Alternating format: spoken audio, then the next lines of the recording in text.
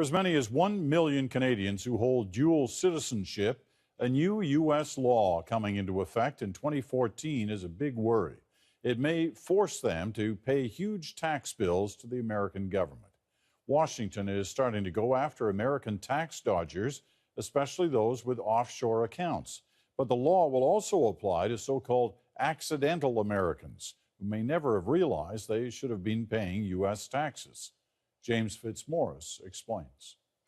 Like many Canadians, Carol Tapanilla worries about her children and money. We want to put in place the best possible structure for them that will give us some peace of mind that our kids are going to be okay when we're gone. Her son is developmentally delayed, so to care for him later in life, Tapanilla is socking away money in a registered disability savings plan. I contribute $125 a month to that, and the government matches with a bond and a grant. Introduced in 2008, RDSPs provide extra money and tax breaks to help families with disabled children. The problem for Tapanilla, though, is she was born in the United States, which automatically makes her children U.S. citizens and creates a big problem for that RDSP.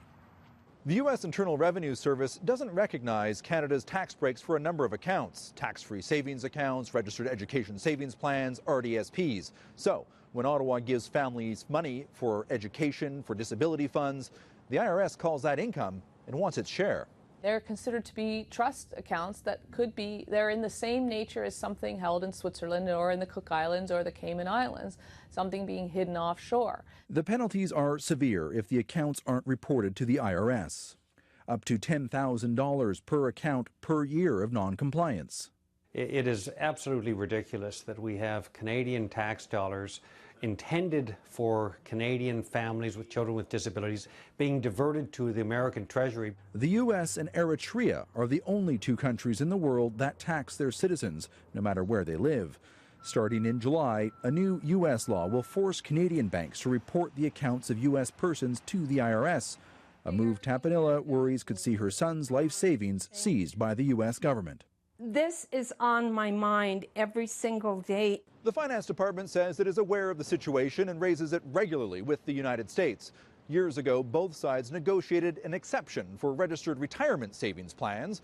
But so far, calls to protect children's disability and education funds from Uncle Sam seem to have fallen on deaf ears. James Fitzmaurice, CBC News, Ottawa.